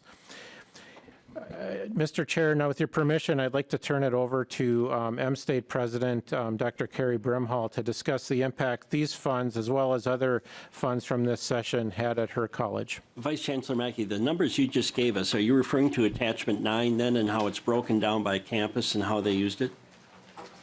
Mr. Chair, yes. Attachment 9, the distribution is the amount that went to each college and university, and then the 6 columns on the right is how they've indicated they're utilizing that funding. Yeah, members, these 3 charts I think are important because this is one-time funding and we're taking a look at how it's being employed. This is going to be an ongoing discussion with us, so I appreciate the detail that's been used here, and I know that my warning you of having hearings back in June paid off when you gathered that information over the last few months, so I appreciate that too. But members, hang on to all of this. All right, Vice Chancellor Mackey. Thank you, Mr. Chair. With your permission, I'd like to turn it over to President Carrie Brimhall. President Brimhall, welcome to the committee, and please identify yourself for the record. Thank you. Mr. Chair and members of the committee, my name is Carrie Brimhall, and I'm proud to serve as the president of Minnesota State Community and Technical College. We have campuses in Wadena, Detroit Lakes, Fergus Falls, and Moorhead, and program sites in partnership with industry in Alexandria and North Minneapolis. I'm honored to be in front of you today to talk about the strategic ways we're using the legislative funding to stabilize and grow enrollment, impact the lives of more students, and build even stronger communities. M-State utilized our one-time campus support in 3 strategic areas. First, we used it to invest in marketing and enrollment strategies to stabilize and grow our enrollment. Second, we invested in retention strategies to help more students be successful. And finally, we invested in new academic programs to plan for future enrollment growth. I'll provide tangible examples of each area to demonstrate your return on investment. First, the investments in marketing enrollment centered on a marketing and social media campaign to promote awareness of high-need, high-wage jobs, a website redesign focused on prospective student input, and print materials for more frequent and direct communications to students and their families to take away the mystery of college. In our website project, with the help of a specific service and one-time project support, we learned, for example, that we have 3,231 website pages without any traffic, and that prospective students spend all of their time on 100 pages. We can only imagine as we move forward how much more effective and targeted our website and marketing teams can be with this information. In another example in marketing, we created a postcard series with a focus on paying for college. The series included information about the North Star Promise, cost comparisons, tuition freeze, and zero textbook cost degrees. The mailing will be sent to 15,000 students. The investments in marketing, web, and enrollment resulted in an increase in 2% headcount for fall of 2023, with the strongest increases in healthcare, business, and IT programs, and in science and mathematics courses. We're hopeful about enrollment in the future because we used a data-driven and intentional strategy with the dollars allocated. Second, the retention investments included the development of a faculty-led writing center, year-long registration, and increased basic needs support. The college also received federal funding to hire student success navigators. The year-long registration model helps students implement longer-term educational plans, leads to greater success in terms of retention and degree completion, gives students time to adjust their work, family, and other demands, and gives students more security in their lives. When we launched year-long registration this year, 748 students registered on the same day for both spring and fall semesters prior to the start of the fall semester. We also implemented a form to better understand the needs of our students for mental health support, housing, accessibility resources, and academic support. Our success navigators have the role of reviewing how students completed the form and provide outreach to students with more guidance and information, so really targeted and direct case management. So far, 90% of the students who completed the intake form before they ever started classes report at least one area of need at M-State. Finally, the college invested in strategic program growth to stabilize enrollment and grow for future terms. The programs we developed this year were in partnership with business and industry leaders throughout our region. So this fall, for example, we started echocardiography, agribusiness, and we replicated the MLT program to the Moorhead campus, all based on workforce input from our advisory committees. We enrolled 40 new students in those programs just this fall. As we look to fall 2024, interesting that you asked about fire. That is one of the programs that we're adding back for fall of 2024. So we'll have a fire preparation program in Moorhead in conjunction with the Fargo, Moorhead, and West Fargo fire departments. We're adding healthcare programs again, and we are investing in growth in manufacturing programs. So I hope you see with just a few of these examples that the dollars invested are making an impact on our enrollment and financial sustainability, and most importantly, on the lives of the students that we have the privilege to teach and serve. M-State is celebrating our 20th anniversary this year, and although our campuses have been around for much longer, it's been 20 years since we merged this current college in its configuration. During that time, we've served 157,101 students. I've been around for all 20 of those years, and I can confidently say that although I know we have challenges ahead of us, I continue to be hopeful about our future because of the employees that we have that choose to be in education and show up for our students every single day, the thousands of business and community leaders who sit alongside us in meetings as partners. I'm also hopeful because of your continued support and willingness to invest in our students and their needs. At M-State, we have a sign that says, "If you knew my story, you'd be proud of me," signed every single M-State student. So on behalf of those students and everyone who works at M-State, I just want to say one more time, thank you for your service, your leadership, and your continued support of our work. President Brimhall and Vice Chancellor Mackey, I'm looking at attachment 9, the one that is printed across the page. And President Brimhall, can you just give us a walkthrough of those numbers? I think these are the numbers you're referring to. Attachment 9. Yes. So can you just give us a walkthrough of each of the columns and how just the general amounts that are in these, please? Yes, Mr. Chair, thank you for the question. You can see as you walk across Minnesota State Community and Technical College's line that because we had balanced our budget, we didn't need budget support at this point.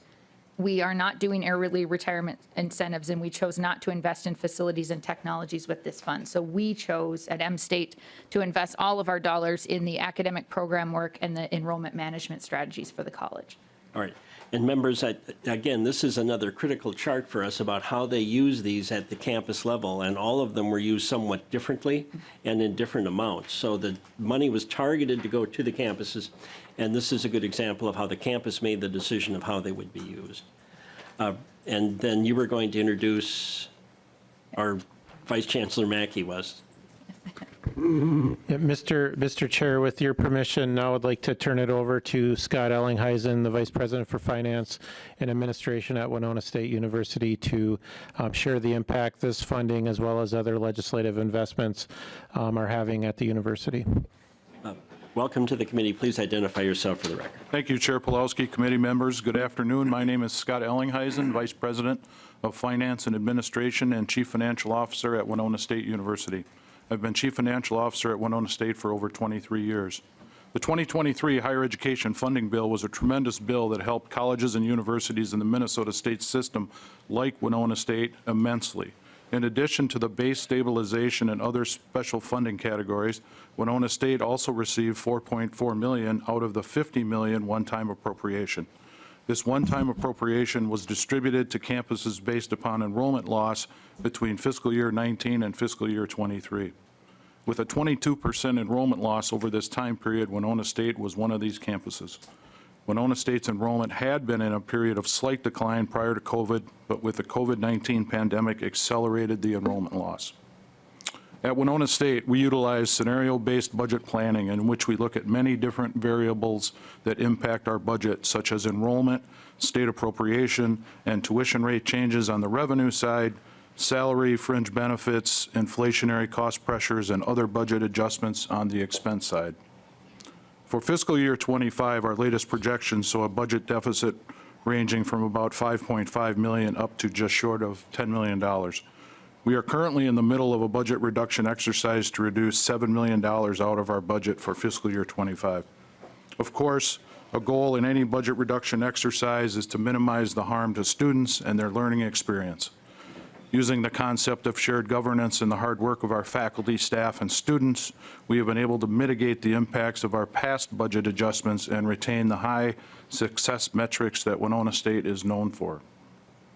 Now, speaking specifically to the $4.4 million in one-time funding, having those resources has allowed Winona State to make key investments in areas such as recruitment of new entering students, enhance marketing to prospective students, as well as help us right-size the base budget. Our admissions office will be using this money to have our newly added freshman recruiters be present at more college fairs and high school visits. It also enables us to expand our recruitment materials to the sophomore market and create a high school counselor guide that we send to every high school counselor in Minnesota and Wisconsin.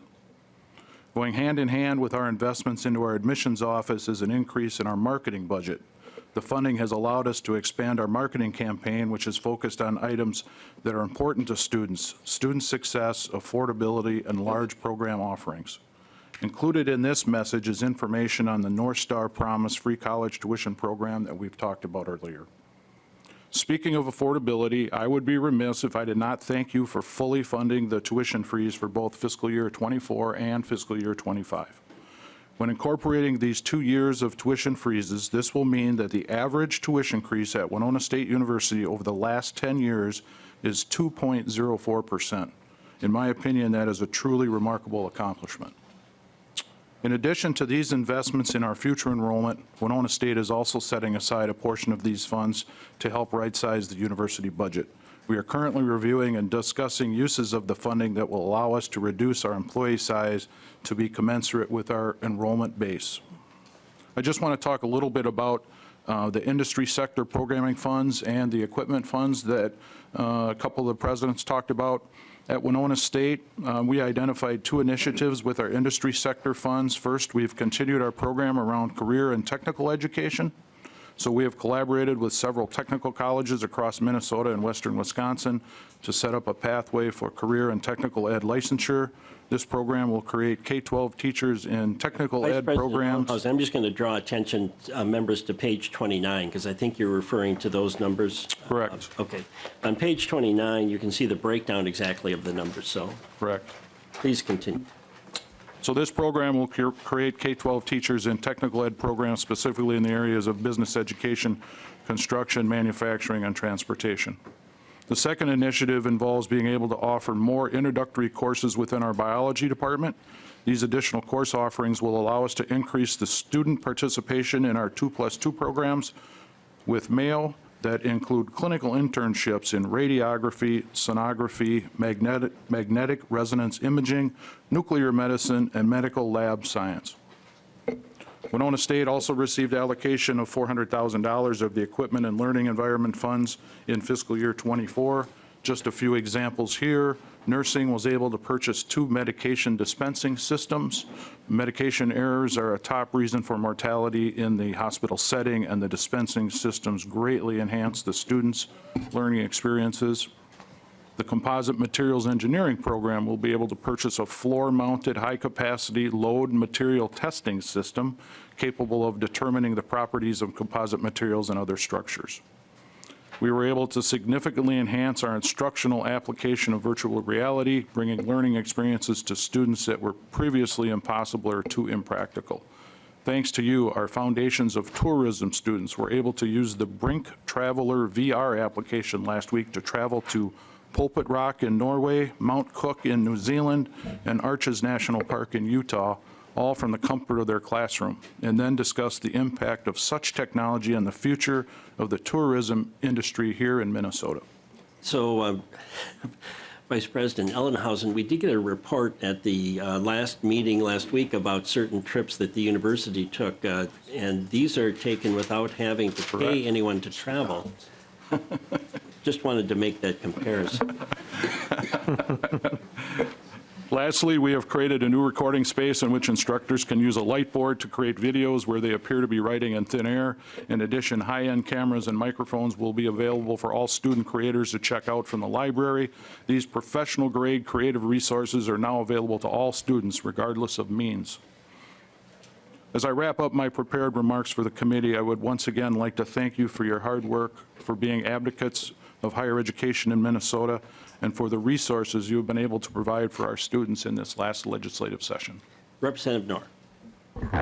Thank you, Mr. Chair. I just wanted to thank all the colleges and universities for their innovative ideas of creating opportunities for students, and to the faculty for the work that they do.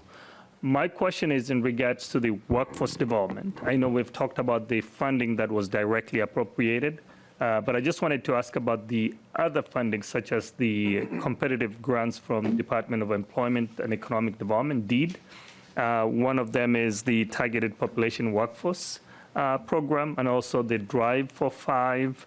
We also have the partnership program, which Chancellor Olson is a board member of the partnership program. How are we utilizing those programs to supplement what you're doing already? Vice Chancellor Mackey, do you have a response? President Brimall? So, Mr. Chair, I think that's a great question, and I would say every college probably has a little bit different answer. But at M-State and system-wide, we're talking about a Drive for 5 initiative. So there have been meetings placed on my calendar every week for that. And then at M-State, we work with over 500 businesses annually. Oh, perfect. We work with over 500 businesses annually, and many of those grant opportunities are implemented throughout our region. I've forgotten your name already. I'm sorry. I apologize. So, Chair Pulaski, Representative Lori Clues, President at St. Cloud Technical and Community College. President Clues, Thank I you. apologize. No problem. Thank you for that great question. There have been, we're working on a partnership between several institutions to look at the Drive for 5 initiative and to really look at how do we leverage that funding and make sure that we serve that targeted population and make people aware of the great programs that we already have and make sure that we're filling those programs. And so work is underway for collaborative partnerships. And as President Bremhall said, we're also working with our workforce communities, our workforce organizations to come up with some RFPs so that we can serve that population and make sure we have the best possible programming in place. Representative Nor. Thank you, Mr. Chair. I just wanted to follow up on the partnership program. I know Chancellor Olson is a member of, I don't know if you had participated in that process. It's a separate program. It's dedicated funding through the Workforce Development Fund. We wanted to make sure that colleges are eligible for that. In fact, that was the intent, to work with the employers to create the opportunities that I've been hearing throughout this process. So I think there's, you get up to $400,000 per application, working with local industry and making sure that that partnership continues. You're creating a pipeline for the industries around the colleges. So you're creating a specific program designed to support the population around where the colleges are. So I'm hoping that that partnership can be cemented and also we're able to create those opportunities for the students. President Cluse, you want to respond? Chair Pulaski, Representative Nor, that's exactly what we are working on is what are those partnerships and then including our business and industry partners. So for example, at St. Cloud Technical and Community College, we're working both with CentraCare, our Workforce Development Center, and our other partner is, now I'm drawing a blank, we have one other business and industry partner. Precision. I'm sorry, who? Precision. Precision. Yeah, Minnesota Precision Manufacturing Association is our other business and industry partner that we're working with just to look at how do we serve our population and provide training, especially in healthcare, advanced manufacturing, and then again, working with some of our other colleges on partnering to make sure that we're covering segments in manufacturing and healthcare, those high need, high demand areas. Representative Nor. Finally, Mr. Chair, I think there's also the MedTech, the greater Twin Cities or Minnesota team have been working to bring resources on how we can utilize the CHIP program and so much that is coming from the federal government. I'm hoping that there is opportunity for Min State to take advantage of those programs because the technology is changing and we want to make sure that we are leading in that effort. So thank you, Mr. Chair. Representative Vogelbach. Well, thank you very much, Mr. Chair. Members of the committee, I would direct your attention back to attachment number 9 because that's what my line of questioning will be referring to. Mr. Chair, as you look at the attachment number 9 and you look at the amount of the distribution that has been distributed to the campuses throughout the Min-State system, it becomes very clear that the recipient of the largest distribution was the institution in my community, St. Cloud State University, by a very large and significant margin.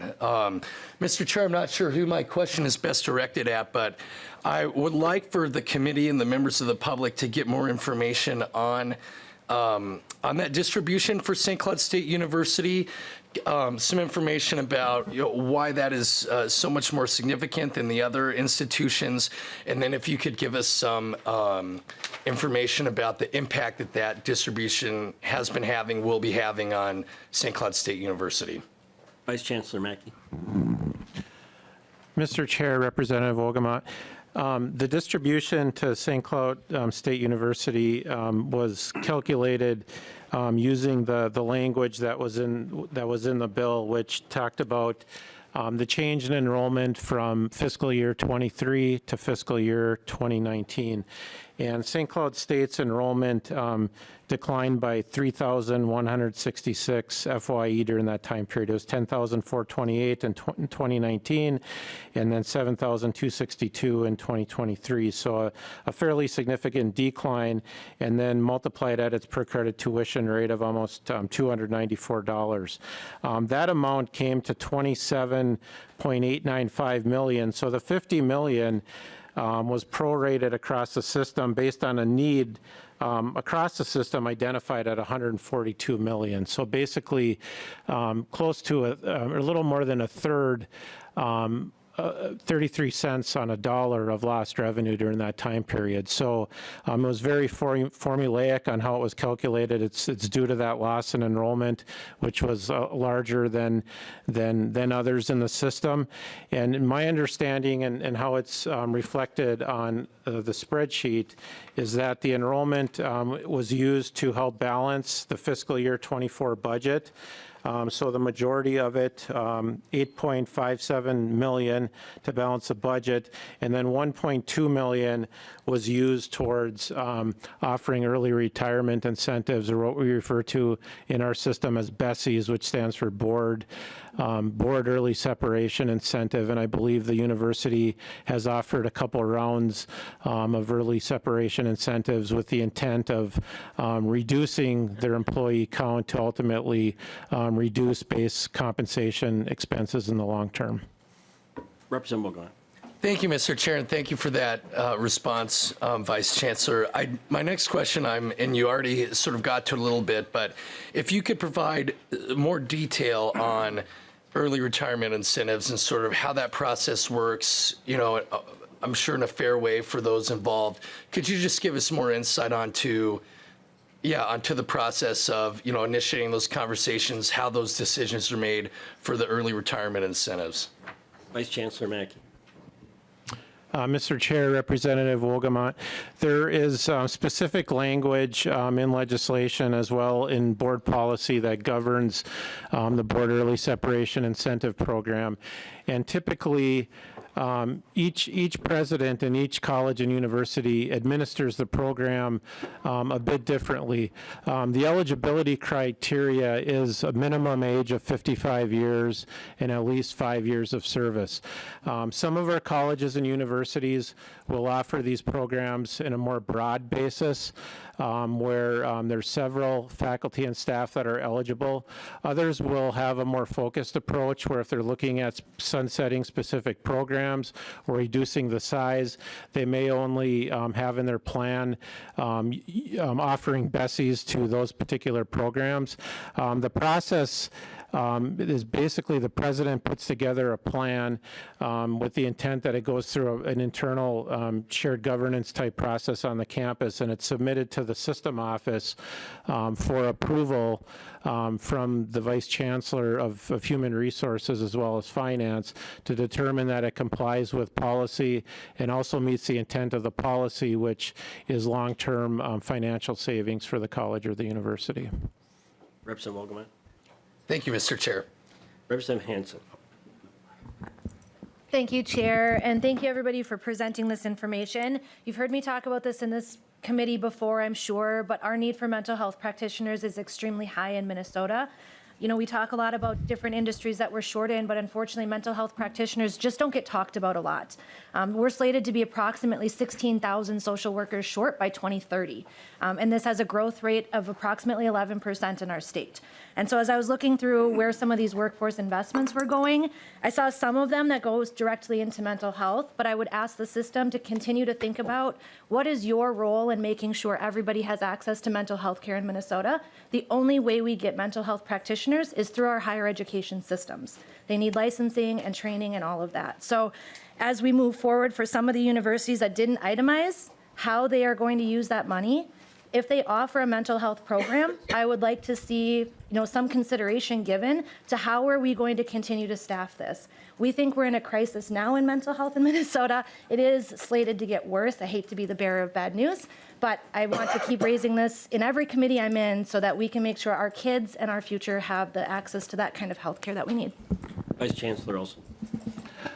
Chair Pawlowski, Representative Hansen, we have a lot of social work students in our system. They're mostly at the baccalaureate level. A few of our state universities also offer the MSW. One of our universities also has a doctorate of psychology, but we're limited at that level by statute, actually, in terms of the graduate programs that we're allowed to offer. So, we can't get into the kind of MD side of this. I would also add that a lot of our nursing programs have a special, mental health tracker focus to them. So we play a very large role in the mental health of Minnesota. I would add that the enrollment in these programs tends to be very robust. So maybe unlike some other areas where we kind of need to give it a nudge, there's a lot of students want to be social workers, and so these programs tend to be fairly full. But we have a big role in it, to answer your question. Representative Hansen. Thank you, Chair, and thank you, Chancellor. And I know you're new here. My background's in social work, so I talk a lot about social work and about the need for mental health. So I'm familiar with where our programs are offered. And last week's committee hearing, I talked to the U about some issues at their social work program. So I just want to continue to tell all of our higher education systems to really put a focus on this and to talk about it, because we need families to know that that help is coming and that access to care will be substantially higher than it has been in the state. Nurses are fabulous. We need them, but nurses need social workers too. They need us to help facilitate in hospitals, in clinical settings, and in a lot of others. And so our industry is the glue that arguably holds a lot of these together. So I will get off my soapbox about this now, but I do want to just make sure it's on record. Thank you, Chair. Chancellor Olson. Chair Pawlowski, Representative Hansen, I'm proud to be the father-in-law of a social work student who graduated from one of our Minnesota State institutions. So I share with you the importance of this in Minnesota. Chair Pawlowski, with your permission, may I answer a question that Representative Hansen asked earlier? Yes. So Representative Hansen, we did some quick calculations in the back, and there are 6 fire programs. That was me. Oh, I'm sorry, Representative Hicks.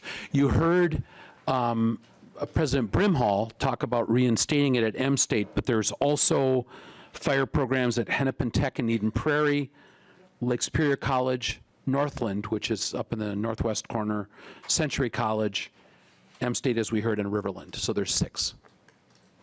So what you heard might have been a certain subset of fire, that like a specific track within fire, but that's what our statistics show. Okay. I've got Representative Coulter next. Excuse me. Thank you, Mr. Chair. And I will preface this by saying that I'm finishing off a cold that my 5-year-old brought home from preschool. So if I get into a coughing fit, that's why. But just 2 quick things that I wanted to raise. The first is a little bit more technical, and I'm referencing attachment 1, the student full year equivalent projections. And I'm curious, the numbers aren't hugely significantly different, but the difference between, in particular, the difference from 23 into 24, there's a little bit more of a divergence between the colleges and the universities. By my math, college enrollment set to increase by 1.2%. University enrollment set to overall decline by 0.3%. I'm just curious if you have any thoughts about where that divergence comes from, why that might be the case, and I'm just curious for that sort of disparity. Vice Chancellor Mackey. Mr. Chair, Representative Coulter, the enrollment projections are done at the local level by each college and university. And so this is a sum of all the parts here on the spreadsheet in attachment 1, and then we show it by our 2-year colleges and our university sector.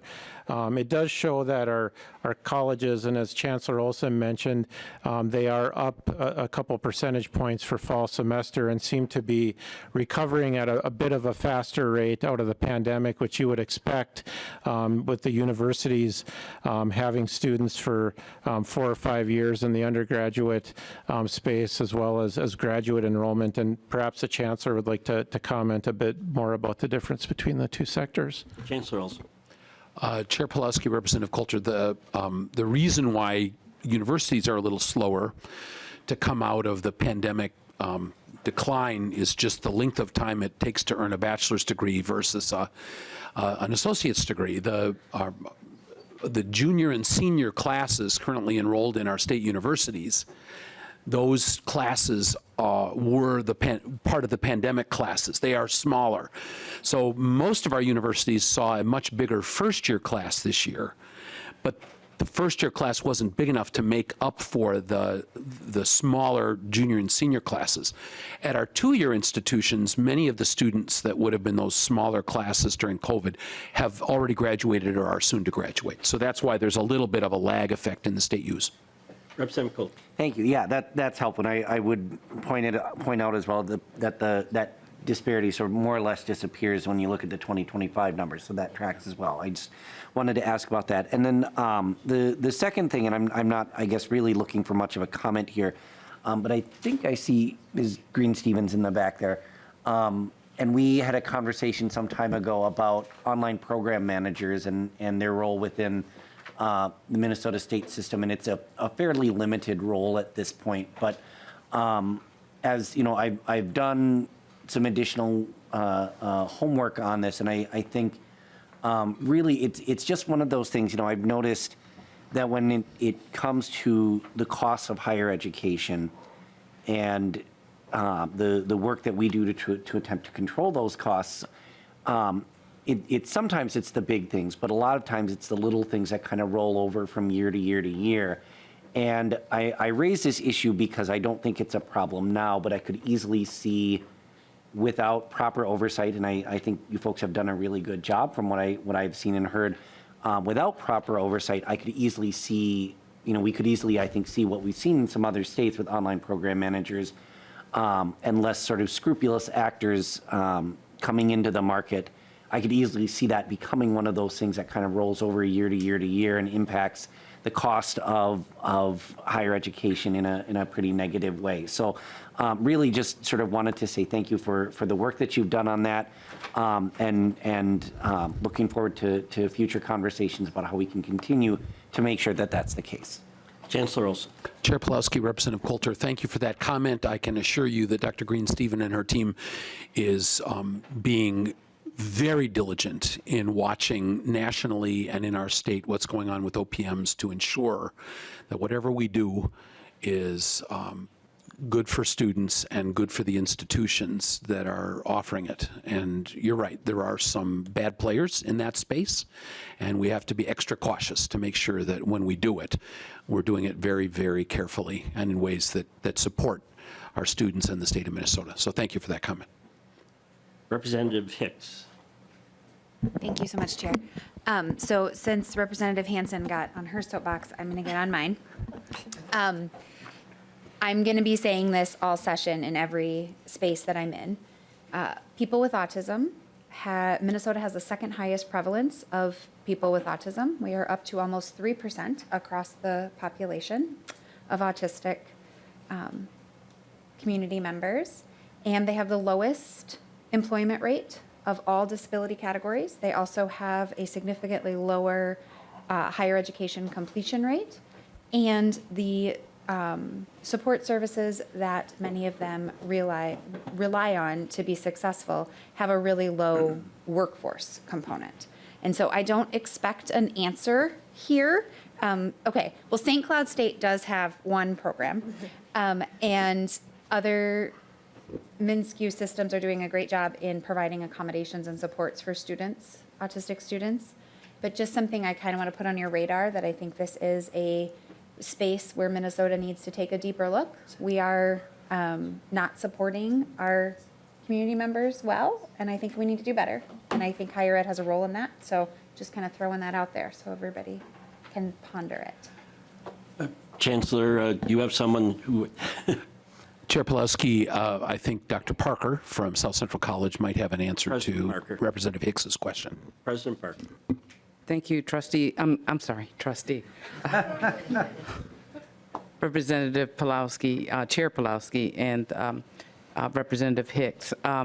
South Central started 2 years ago a new program, and we were the first in the state of Minnesota and one of 10 community colleges in the country to offer a program called Uniquely Abled. And it talks about the unique skills of autistic students. And so we've had 2 classes now of students that have graduated and sought employment. One is transferred to Minnesota State University, Mankato in engineering. And it's been such a huge success that the Taylor Corporation is now funding a new program for print press operators to also participate. The initial program is in machining, and it's shown just amazing results. Representative Pickett. Thank you for that. And I think that programs like that are a really good start.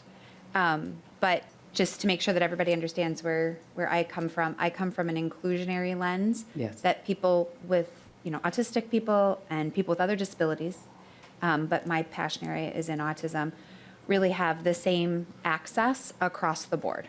And so I appreciate specialized programs. I think they have a role, but specialized programs are not inclusion. And so I would encourage just a broader look at how can we take those same supports that are working in those, frankly, specialized programs, right?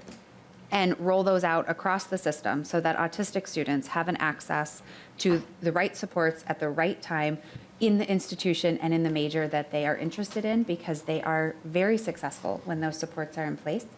And DEED, reports, Voc Rehab reports that this is an area where they are seeing huge underemployment and unemployment as well. And so if we're seeing that in the workforce sector, then higher ed has a role in helping us support that as well. So thank you. Thank you. President Parker. Representative Hicks, if I could just President Parker. also say that DEED and the Department of Human Services came down to our graduation this last round, and they gave us some financial support for the counseling that needs to go on in the classroom, and they're now looking at how can they expand that across Minnesota. And we are including these students, so once they get like the first certificate, they can then go on to and get fully included into the college program, and some are even transferring to the university. Representative Rare. Thank you, Mr. Chair. I almost didn't recognize my own name. It's fair. Give me a minute to remember. Thank you, Mr. Chair.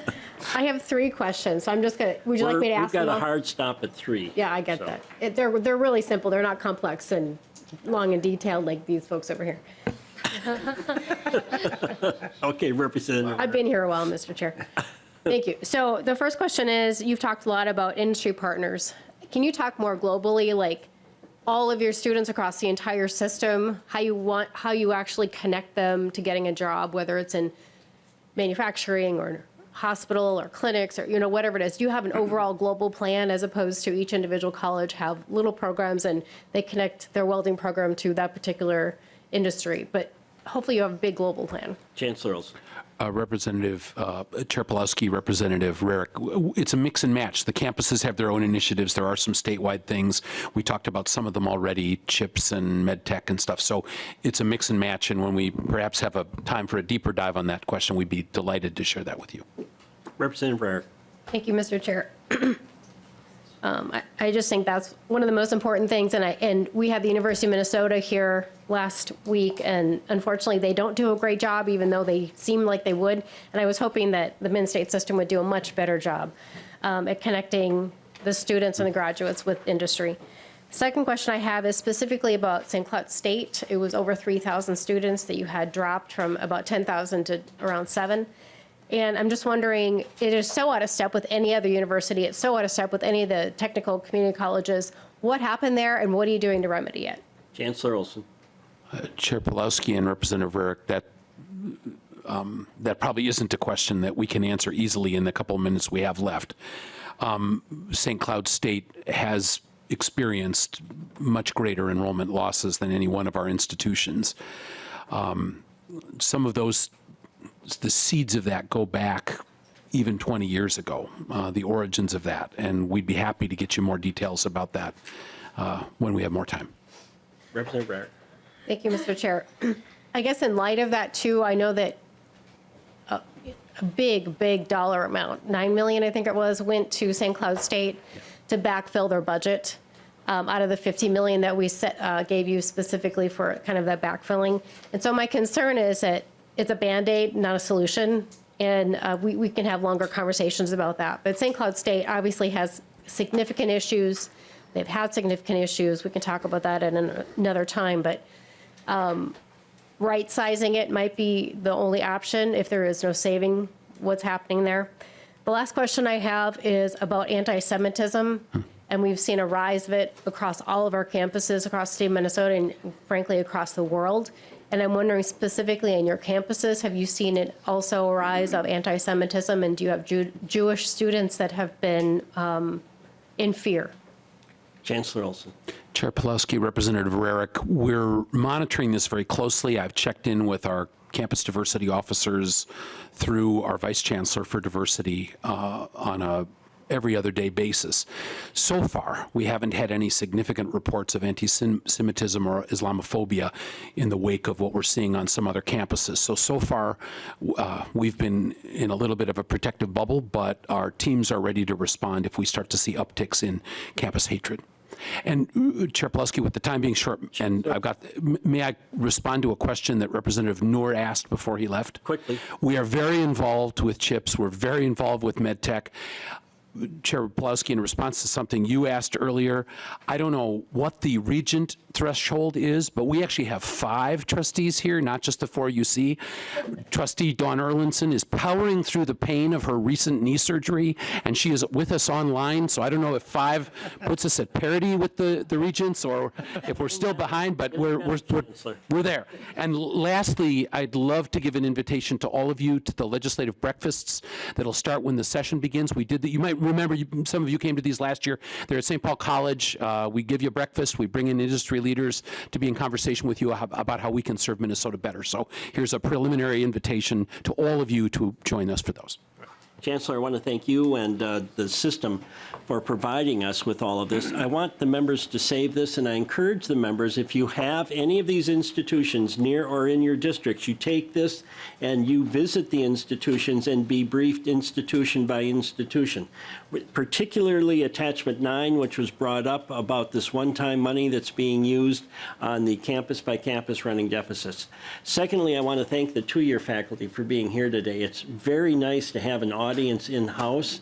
We appreciate all the work that you do, and I know you're in a situation where negotiations are ongoing, and I'm hopeful that by showing up here, you've push those negotiations a little closer to conclusion. So members, stay tuned for our next hearing. We don't have a date quite set, but it hopefully will come before the end of this year. And with that, meeting is adjourned.